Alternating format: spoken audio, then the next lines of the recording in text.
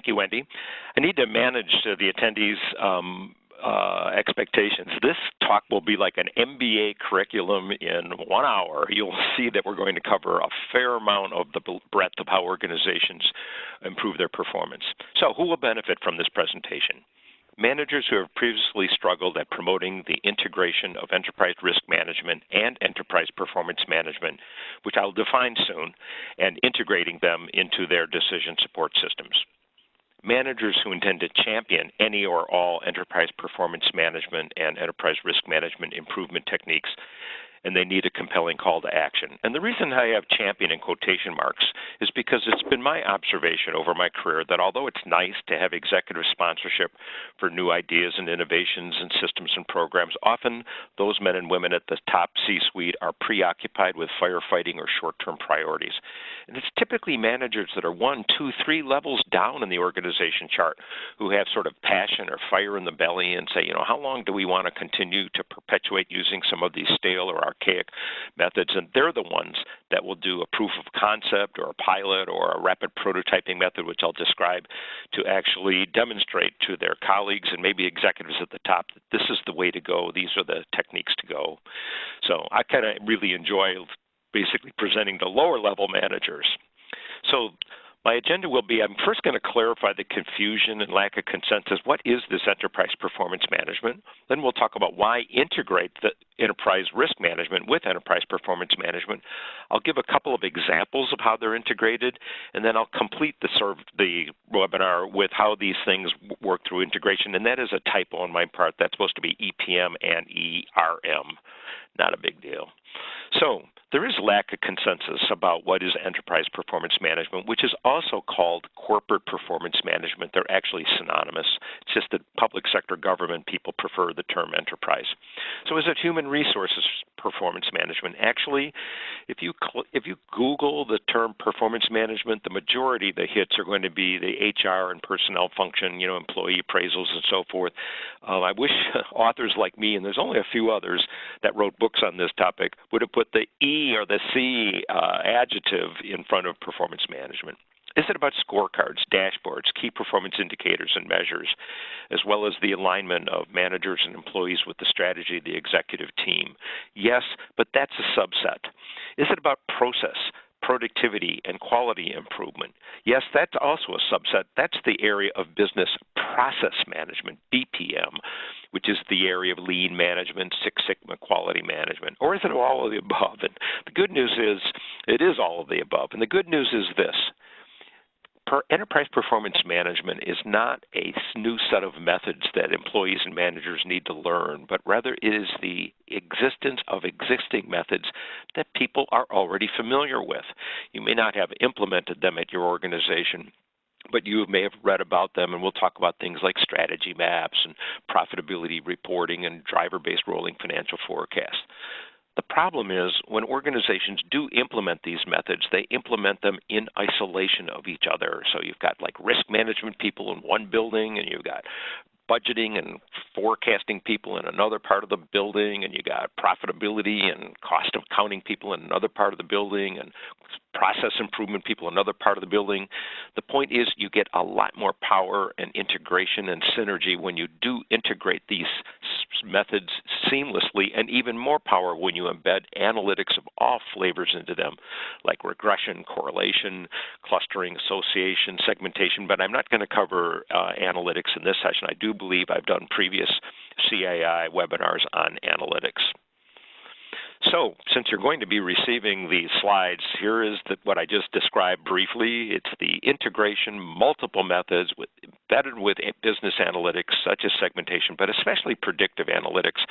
And make no mistake, the purpose is really to achieve strategy and make better decisions. But notice I didn't have the purpose there as to manage risk. That's why we want to integrate risk management, a whole other, if you will, professional group with the performance management group. So let's talk about the integration of the two. I think you always have fun when you start with the cartoon, a Dilbert one. We'll need a risk analysis on this project before I can approve it. Risk 1, indecisiveness. Risk 2, overanalysis, cluelessness, micromanagement. I don't understand these risks. That's number 36. always enjoy starting with humor. So we'll just start with the definition from ISO 3100, the effect of uncertainty on objectives. It recognizes that organizations operate in an uncertain world. Whenever you try to achieve an objective, there's always the chance that things will not go according to plan. There's always the chance that you will not achieve what you expect to achieve. Every step you take to achieve an objective involves uncertainty. Every step has an element of risk that needs to be managed. So proactive versus reactive, let's distinguish between the two. Enterprise risk management involves control of possible future events. It should be proactive relative to than reactive, but both will be there. It will reduce not only the likelihood of an event occurring, but also the magnitude of its impact. So threats, a risk that it will have a negative impact if it occurs. Opportunities, though, a risk that will have a positive impact or a missed opportunity if the risk is not taken. So we want to be looking at both ends, not just, oh, this is all about risk mitigation for bad things. There's also good things that could happen, but you may not act on them. So why integrate enterprise risk management and enterprise performance management? I have a quote here from Professor Regine Slagmulder. I'd like to read it. The biggest challenge in performance management today is the increased attention that needs to be paid to the risk-reward trade-off. Companies have been ignoring the risk side of performance management and monitoring for too long. The recent financial and economic crisis, but she's actually referring to one several years ago, has shown that a failure to integrate enterprise performance and risk management can leave a business struggling in the face of uncertainty. Companies' efforts in the area of performance and risk management focus far too much on the documentation and procedures to meet regulatory and statutory requirements, and not enough on how to obtain and integrate performance and risk information for more effective decision making. One way to link them is through scenario planning and budgeting, which we'll talk about, and that way the board of directors can stress test the strategic plan of the executives.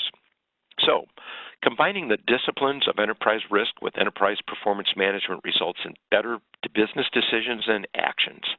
Monitoring performance and risk as separate issues is not adequate for driving shareholder value.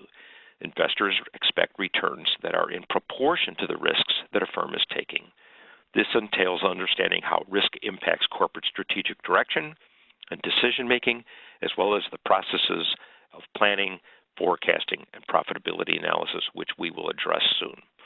Now, this is a eye chart you can't see very well. The link to the from Deloitte, I just wanted to show that there is a whole spectrum of different types of risks, but we'll talk about them in three categories, which I'm going to do now. There are really three categories of risk, and the source of this information came from Professor Robert S. Kaplan, who we both co-presented in Austria at a conference, and I really like how Bob presents this. There's preventable risks, which is the unauthorized employee actions or breakdowns in standard operating procedures. There's strategy execution and enterprise performance management risks. These are taken to execute the C-suite strategy to generate superior returns to their shareholders. And then there's external risks from uncertain, uncontrollable external events that cannot easily be predicted or influenced. So let's dive into each of the three. For the first one, preventable risks, unauthorized employee actions and breakdown in standard operating procedures. This type of risk can be reduced by communication of a codes of conduct and mission and vision statements published by your company, or strong compliance practices, internal controls, segregation of duties, payables from the procurement officer and so forth, the internal audit, standard operating procedures, and whistleblowing promotion, allowing whistleblowers to basically speak up. The second one, strategy execution risks. These are taken to execute the C-suite strategy to generate superior returns. Examples are credit risk, research and development programs, or hazardous environments. These types of risk cannot be reduced to zero. Their likelihood of occurring can be reduced or effectively contained should they occur, and I will give examples later in the presentation. And then there's those external risks. These are from uncertain, uncontrollable external risks, events that cannot easily be predicted or influenced. So managers often don't know what they don't know.